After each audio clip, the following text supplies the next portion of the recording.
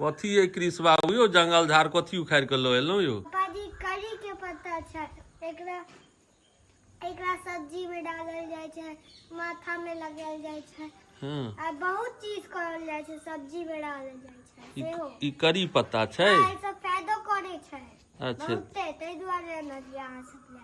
अच्छा ई तोड़ के अनलहुँ हाँ? हां अच्छा चलू एनाहियो रवि दिन छै नीक केलहुँ हाँ। करी पत्ता हमरा भेला कोन जंगल उठा के लोबे। नहीं अथी करी पत्ता आनलिया, अहाँ के लागल है कि हम अथी लकलिया कोनो जंगल लगी, असल में करी पत्ता छै। अच्छा ये हम बाड़ी में से आनलिया, हमर गाछ छोटे छै ना तै दुआरे, लेकिन हमहू एक गाछ रोपि लेलिए।